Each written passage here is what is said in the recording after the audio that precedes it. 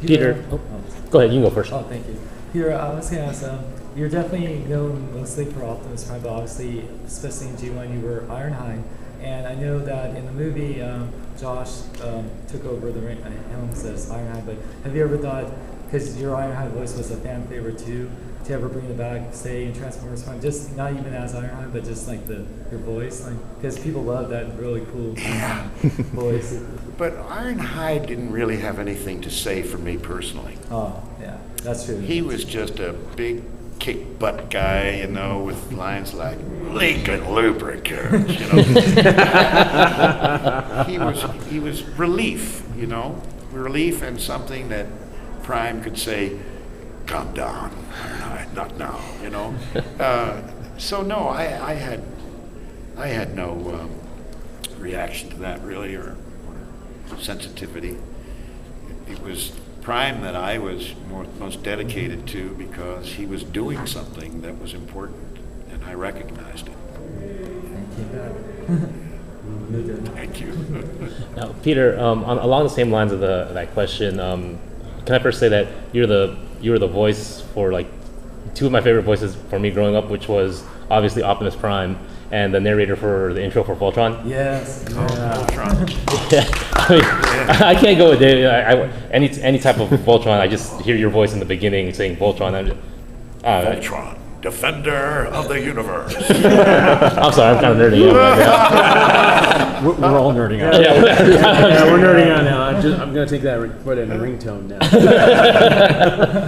I just wanted to know, are there any other characters from your career that you'd like to just revisit at any time, just for fun or anything like that? Oh, I think I would. I think I'd probably enjoy more the camaraderie of the environment that I was working at the time they were created. It would certainly be a lot of fun to go back and do some of the shows I did with Frank Welker and recreate some of those wonderful days. There were a lot of things that we had in G.I. Joe. We laughed all the time. We had such a great time. I have no idea what I said or characters I played. I have no idea. I couldn't even begin to remember their names. But I remember the working day. I remember being there and just having a ball. You know, I mean, it was just fun with so many creative, wonderful people. And there are so many extremely talented voiceover actors. And I'm nowhere near anywhere as good as the people that I work with, you know, in Prime. They are exceptional people. I mean, talking about Steve Bloom, Frank Welker, and Kevin, and they're monsters. They're huge. I mean, they just can do everything. You know, I'm lucky to be with them, and I'm really lucky. I'm curious, Peter, what do you think about Activision and what they're doing with the Transformers video games? Because next month they'll be releasing this big new game called Fall of Cybertron. You're taking part in it as well. And do you think that plays a huge part with the Transformers license as well? Do you think it introduces a series of fans like, oh, I get to play as Optimus Prime. This is going to be great. Well, if I were a kid, I would definitely be excited to participate. And having, you know, experienced the series, the old G1s and the new Transformer Primes, and have or even the movies, you know, of course, depending on how old you are. But if I were a kid and they came out with a game and I could want to be any of those characters, I think that would be just a touch of heaven. You know, I mean, I can't wait to get home and be Optimus Prime, you know, and he's going to be talking to me, or, you know, somebody's going to be talking to me and I'm going to be part of this or part of that. That's a lot of fun. I mean, back when I was a kid, we were throwing a ball around, you know, after school, you know, playing hockey. It wouldn't even talk to you. Huh? It wouldn't even talk to you. We didn't have games like that. We had kicked the can, for crying out loud. We're so spoiled. Peter, all of us in this room obviously have had Optimus Prime influence our lives or impact us in some way, and you know, we obviously can't thank you enough for that. How has this character influenced or affected your life personally? When I realized the impact that Transformers has had on children, and I'm not the only person involved in that show. It's a success because of a whole, tons of ingredients, not only just the voice acting, but the animation and the writing and the conception. When I realized the effect that it had years later on children, it became a responsibility. If I'm going to be a latchkey father, as I have been to a lot of kids, I found out about that. I said, I'm not going to let them down. I'm not going to let any fan down. If they love Optimus Prime for what he is, I'll be damned if I'm going to change anything. If he's been a good influence, I'm going to keep making him a good influence and make him a better influence if I can for children all over the world. I would like to be working with NASA, and I'm trying to. I'm working with Hasbro.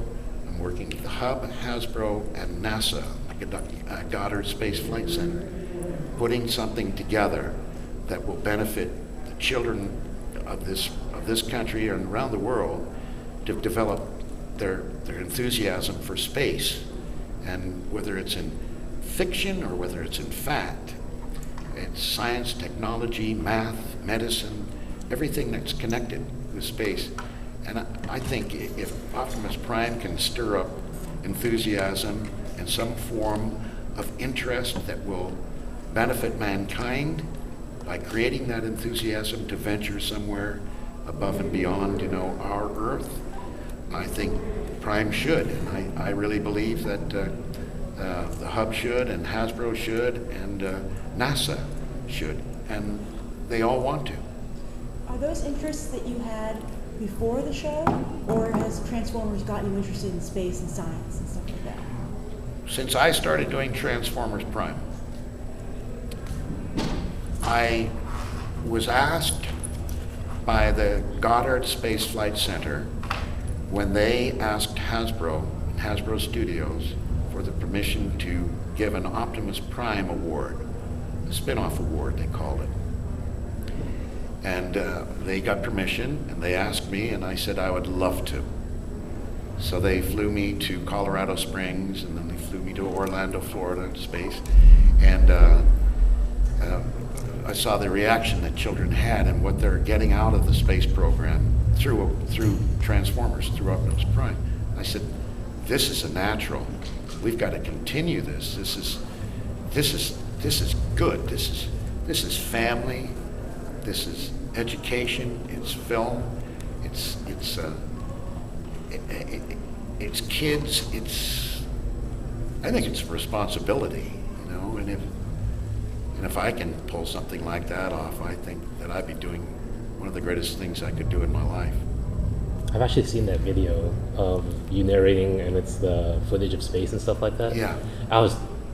It was really cool. I was like, I was just thinking, like, man, Optimus Prime is telling me to go into space. I'm going into space right now. Well, that's great. I'm glad to hear that. Go ahead.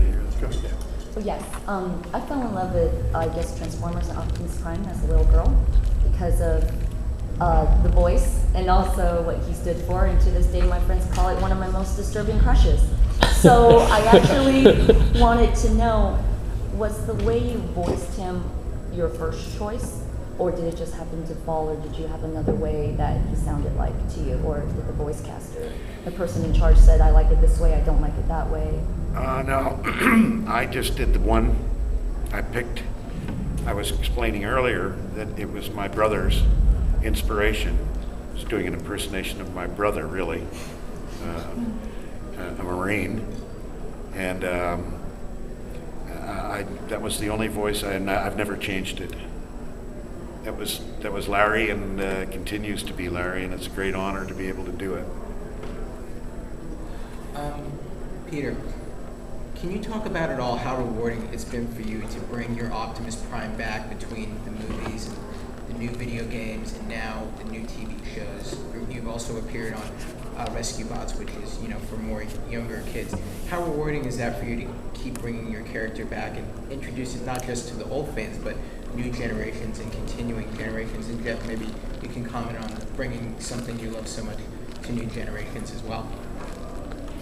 I am more grateful for the fan base that stuck behind something they loved, shared that information with me by making themselves heard, which in the final result gave me the opportunity to be Optimus Prime again in 2007. It's a fan base that I love. I said it from the very beginning. We have a communication. There's something that I do that they understand, and what we have is very special. And that I'm extremely grateful for. I mean, that to me it was the birth of something that gave me a confidence and a sense of belonging, and a sense of that I've accomplished something that I would never have accomplished unless that had exploded. And I am so grateful for that. That is unconditionally one of the most wonderful experiences in my life, that communication between, you know, the people that believe in me and what I believe in, you know, we have in common. That's a great communion. And I think that Rescue Bots in part grew out of that fan base wants to be able to share that with their kids now, or multiple fan bases want to share it with their kids. Prime, probably not appropriate for 3, 4, maybe even 5-year-olds. The video game, the movies. How do you know, what is available for them, for their older brothers and sisters? They want to be like them, they want to watch what they watch, but there wasn't really a version of Transformers more recently that was appropriate. So when we first, I remember very clearly, when we first told you what we wanted to do with Rescue Bots, Peter was on board immediately. There was not a moment of hesitation. You know, there were some who were, well, is he going to want to do a younger Optimus? You know, is it really, you're going to want to do it? No question, because all it would do is introduce a slightly younger audience to the principles of Optimus Prime, everything Optimus Prime stands for, and Peter believes in everything that Optimus Prime stands for. And have you seen Sean's shirt over there? Oh. Show him that shirt. Have you seen that?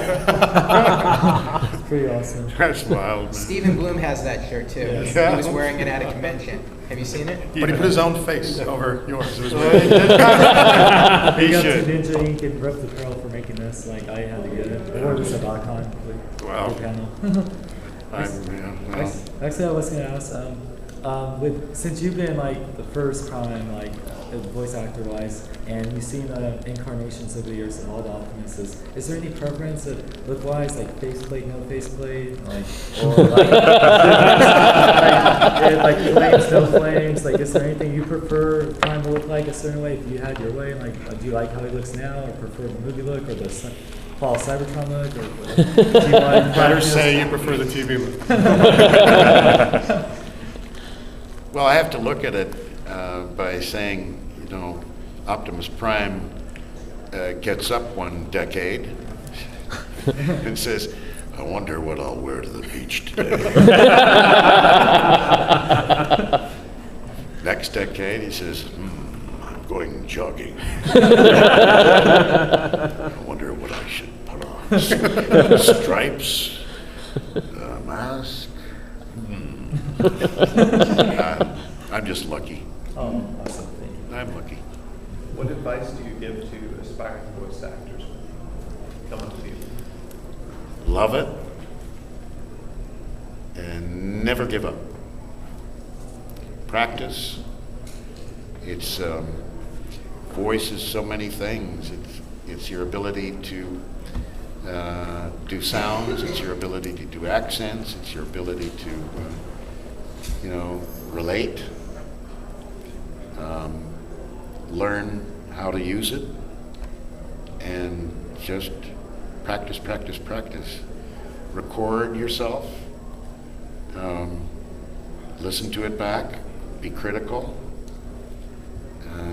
record to music,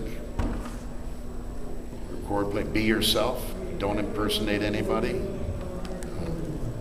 Become so comfortable with yourself that